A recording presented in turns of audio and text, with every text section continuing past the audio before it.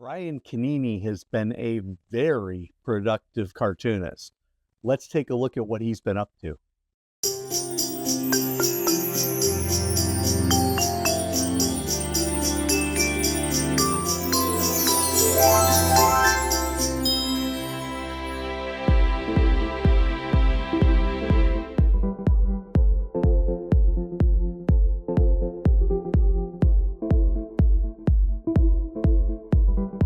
I haven't seen my underpants in weeks.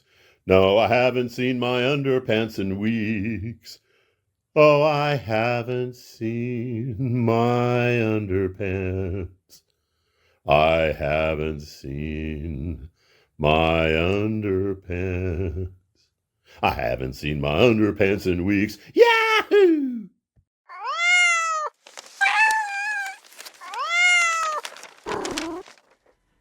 And hello, everyone. It is Tom. It's FANzine Live. We are looking at new releases today, and this is going back to a friend of ours from here in Columbus, Ohio. It is Brian Canini, who is a terrific cartoonist. He sent me, out of the generosity of his heart, three zines. The first one is a mini comic, perhaps a slight bit larger than a mini comic. And this is called Portraits. And Portraits is basically just that. It is him drawing portraits of people who have made an impact on his creative life. A neat little book. I like it. Next up, random short stories by a future bestseller. And I really enjoyed the cover on this one especially. It's got that New Yorker type feel to it. Great use of the font there. Drags you right into the thought process. This is a fascinating one insofar as it is a host of cartoons and strips that have been published elsewhere. Gilmore Girls Fanzine, Trick or Treat number 2, O Comics, The Columbus Scribbler, and the like. There's even one that was never published before. So he has collected them all into random short stories by a future bestseller. Neat idea. Those who do contributions to other zines, don't forget to take a moment and share them with your fans as well through your own publication. But this is the big one. Airbag is Brian's solo anthology magazine. He has his own touch that he puts on it. Color outsides, black and white insides, meticulously put together. Gorgeous matte cover, full color. He has a great graphic style that he has been perfecting, and the stories are great. He has, I believe, 2 main stories in this, but he also throws in little strips like this. Life Finds a Way. Very cool. Special thanks to, and he's got obviously his wife, perhaps kids, and then he's got some people here who creatively have made him a better cartoonist. So he starts with The Basement Machine. It really hit me in this issue.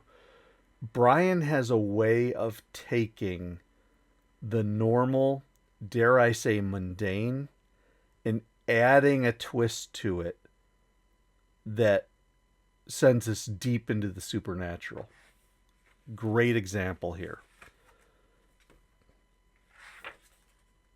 And I'm not going to read it to you, but this person has trouble down in the basement and discovers through this hole a strange machine. Tells her to put on the helmet. And she's become lost in the machine. And she's got stuff growing on her arm that looks a lot like circuitry. And things get crazy. Wonderful gradual build-up in this. And the cartooning is great. I don't mean to overlook the cartooning. Brian puts a lot of thought into it. He has done a great job as far as the variation in panels. Some panels, he has a little bit of text going. Many he doesn't bother. He doesn't need to. It's a good mixture. It keeps you interested. Look at the heavy use of the sound effects. Really, again, drags you into the story. Fantastic. And then we get to the end. Next one is called Shelf Life. And it's a really quick one. All about, you can see the picture of the shelf all the way through. And you've got what appears to be all the different conversations that happen around the shelf. My guess is there's probably some autobiographical value to this one. And then the big one, the one that got the cover, Poison Ivy Man. And it's about this kid who loves comic books. And Brian juxtaposes the kid with the superhero action. And I love how the kid is really simply drawn. I mean, look, stick figure legs, very simple. And then Brian shows that he can do more if he chooses. He can do the over-muscled superhero and the evil baddie, but he doesn't have to. Provides an interesting mix. He also does some neat stuff here. I am guessing we're looking at watercolor here. I don't think he goes digital. We're trying to figure out what to do with the bad guys, with the guys who are bullying him. And he runs into Poison Ivy and then discovers he's just going to rub the Poison Ivy on himself. And he starts scratching, because of course eventually he does. Oh, and I forget the point here that the bully, their dads are friends, and they go off on a outing together to a race, and they have a good time, but the Poison Ivy's starting to take over on the kid. And I love how he juxtaposes. He keeps going back and forth between the superhero stuff now drawn by the kid and the entire experience. Look at that action shot. What emotion. Very cool. Few letters, some recommended reading, some closing thoughts, and then a cute piece about, actually, this is an area in Columbus that I know of where this particular property was developed. It became Jerry's Choice Foods Drive-In. It became Sisters. I remember it as TJ's.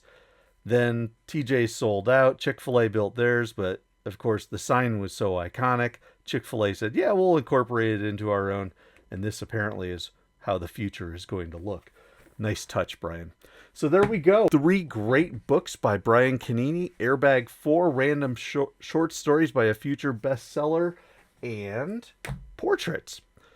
Good stuff. Folks, this was Tom. This is FANzine Live. Have you seen any of Brian's work before? Perhaps in Rust Belt Review, or perhaps somewhere else. Maybe some of his own stuff. If you've seen anything about it and you've got something to let me know about it, put it in the comments. I'd always love to hear your thoughts. And Brian's a great cartoonist.